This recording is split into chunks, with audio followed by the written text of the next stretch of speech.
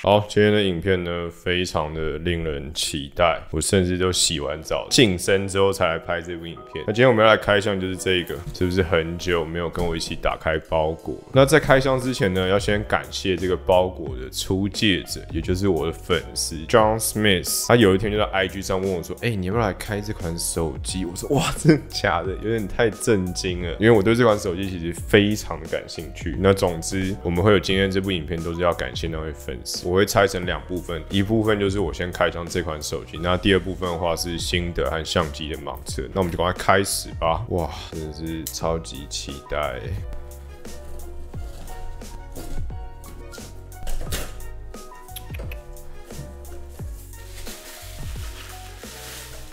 哇！我们今天要来开箱就是这个小米11 Ultra， 哇塞，真的是太期待了！这个盒装跟之前闪亮亮的小米10不太一样。那这款手机其实我在看发表会之前，我真的完全不知道我之前开箱那款小米10 Ultra 要怎么升级，因为那款其实已经堆料到一个极致了。那没想到这一款，它把3个镜头的感光元件换成主镜头级别的，而且有一颗感光元件甚至接近1英寸，已经接近黑卡的感光元件，所以我对这款手机超级感兴趣。内容物的话，他们还是有附上这个67瓦的充电套装，那这个我就不开了，它里面就是一个变压器和一个 Type C 的充电线。好，那我就来打开今天的主角手机咯。打开这边就会看到一行字 ，Design by 小米。要怎么拿？好紧张啊！就这样倒出来嘛。哦。然后打开之后，看一下里面的内容，一个卡针，然后它竟然还有附这个清水套。你看这个硕大的相机模组，真的太扯。那我们就赶快来撕膜吧。那大家准备好了吗？我们要来撕咯。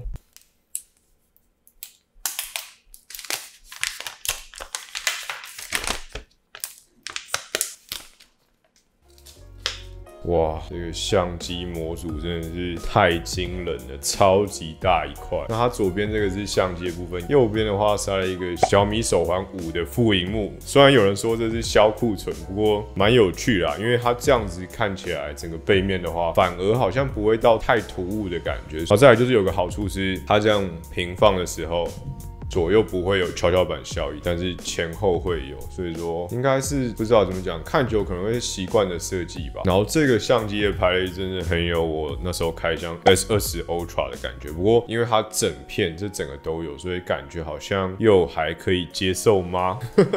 你们敢拿这只手机在路上吗？还是你们觉得拿起来哇帅气高大这种感觉？但是这个镜头模组真的是，这个相机的厚度，你看它完全就是一个3层的设计，这边感觉好像还有点陷下去的感觉，所以说不知道这个可能会有点积灰吧。不过整个相机的感觉是完全的展示，跟拿着人说我应该是超级会照相的那一种。然后背面走的是陶瓷的背盖，整个摸起来感觉比我想象中好很多然后白色的机身其实也没有这么沾指纹。那裸机使用的话，我觉得整个的感觉会不太一样。它这个白是非常纯净的那种白，它不会带有一点米白感觉，然后陶瓷的感觉非常的温吧。我觉得质感来讲的话还蛮不错的。但陶瓷有个缺点就是它这个陶瓷会比较重，然后它比较不耐摔，然后上面有印了一个小米的字样，还蛮不错。那它除了这款颜色白色以外，它还有出了一款黑色的，可以让你的相机模组看起来比较没有这么显眼。然后还有一款是大理石纹的，就是在这个白色上面，它还雕了一些大理石的纹路在上面，所以说感觉会稍微有点不一样的感觉，但是又不会太高调。好，那我们来看整只手机拿起来感觉，其实拿起来的重量并不会有想象中这么沉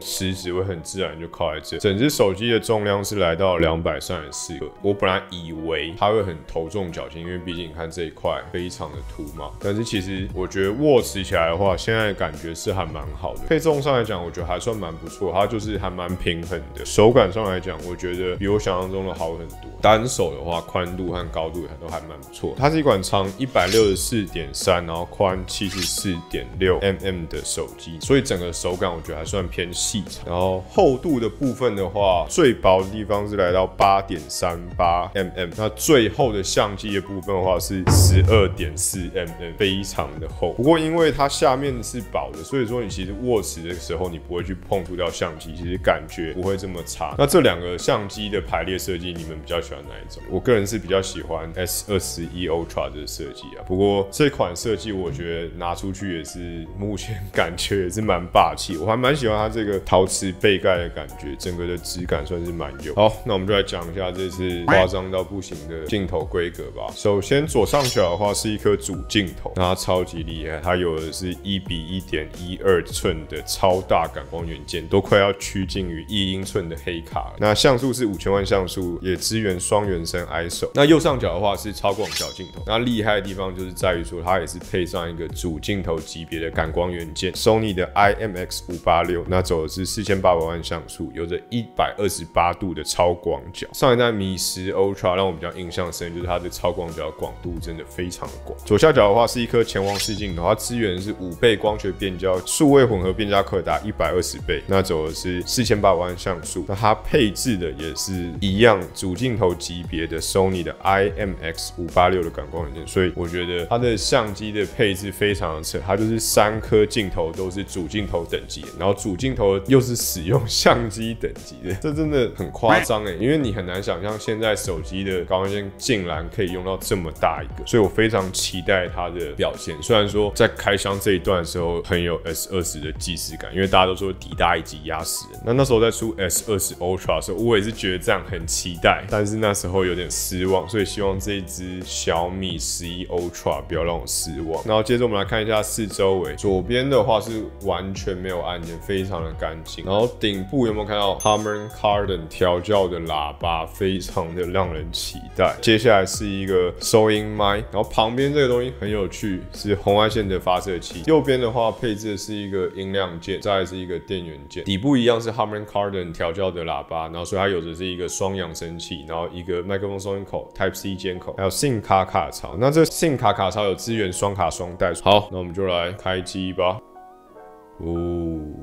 Mi 5G， 好，我们终于进来这个小米手机的内部了。那我们现在看一下它整个荧幕的感觉，因为它这次讲说它是有这个4曲面荧幕，所以它的底部是有一点点的曲度，但是其实我觉得它的曲度非常的些微，就是你这样子拿的时候，跟你 S21 的感觉来讲的话，它4曲度来讲，只有上面的那一条会稍微的让你觉得好像比较靠近边缘的感觉。不过它这边角的部分就会比较突出一点，这个 R 角的地方，但是它这个荧幕的上缘的地方其实弧度没有这么多，那边缘的弧度的话，大概就是这种感觉，所以其实我觉得它算是一个还蛮舒适的一个弧度吧。然后刚出厂的时候，它上面就已经帮你贴好一层保护膜，然后再加上它有提供这个保护套，所以其实你可以直接就做使用，是一个非常不错的方式，也是在2021年这么讲究环保的时刻比较难见到的一个方式，因为真的是蛮便利的。然后听筒的部分，它是坐在这个位置，不知道这样照不照得出来，就这边有一个小小的缝，所以其实你整个在握持的时候是感觉不太出听筒，那它也不是做共振的结构。接着我们来讲一下这只手机的规格，这只手机有的是高通骁龙 S888 的处理器，然后 RAM 的选择有8G 或者是12G 的 RAM 可以选，那储存空间的话是256G 或512GB 的。那这一只手机比较稀奇的是它有着 IP68 的防水防尘，这是小米手机上好像比较少见。那我刚好设了我的指纹，我们就来看一下它指纹解锁速度快不快吧。好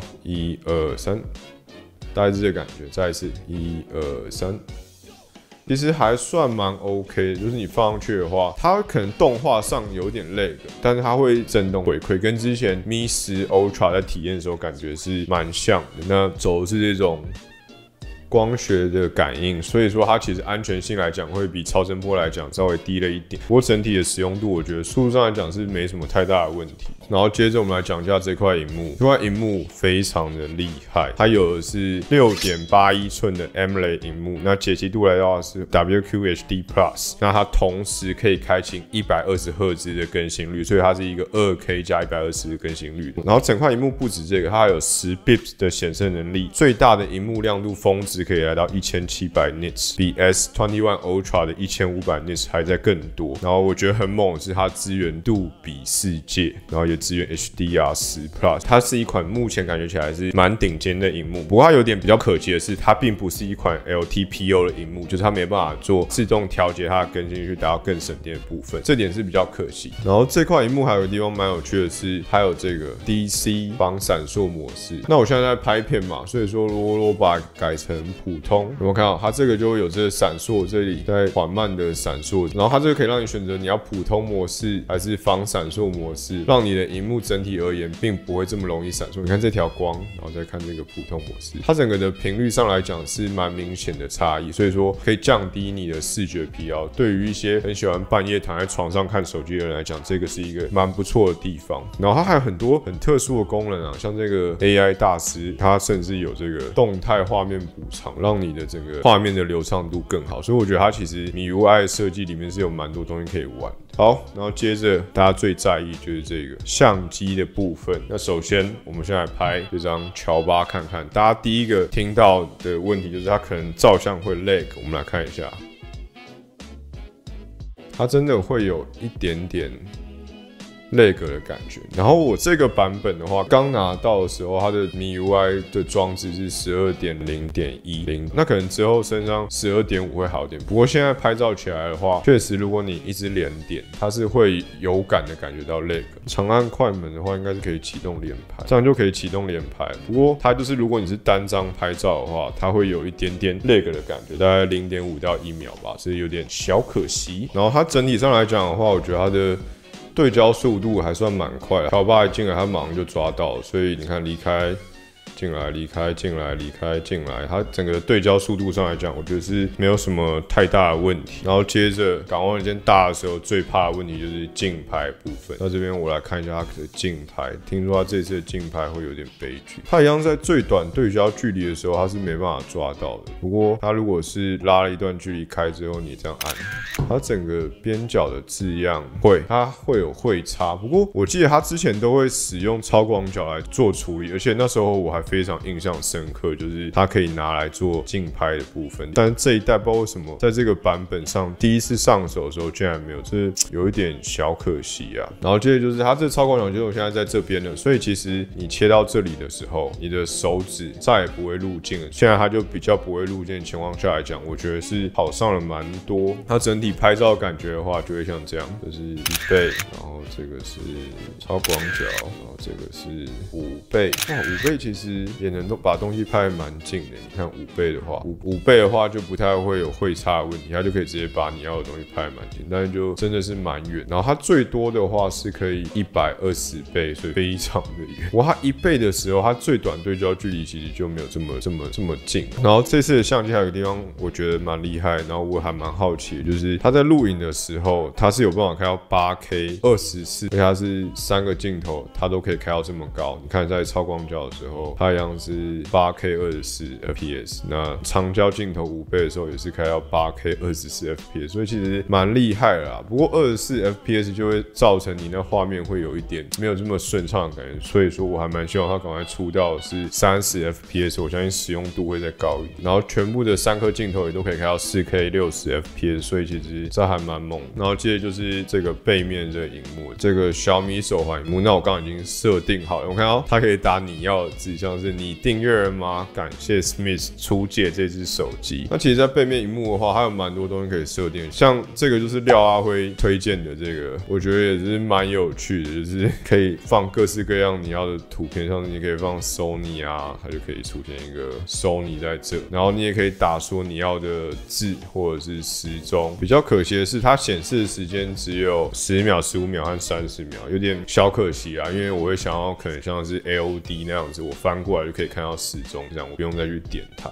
所以说这一点就是稍微小小的可惜。但是它最厉害的应用是这个，它可以做到是，这边我看到副萤幕预览，就是它可以像这样，它可以直接预览，用主镜头，这颗主镜头，所以你其实是可以直接用主镜头去做自拍的动作，这点其实应该是非常的不错。好啦，那这大概就是这次快速上手的开箱影片。其实我很担心会录太久，因为这东西真的是太多东西可以讲，然后也太好玩。之后的话还会有一部相机的芒这里面对打对手，当然会是这个 S21 Ultra， 还有 iPhone 12 Pro Max 以及他自己的上一代 Mi 10 Ultra。然后最后再次感谢 John Smith 出借我这支 Mi 11 Ultra， 真的是让我非常的兴奋。好啦，那我的快速上手开箱影片就到这啦。那如果你喜欢我的影片的话，就帮我点一个喜欢，也记得订阅和分享我的频道。那我们就下一部新的影片再见啦，悄悄，拜拜。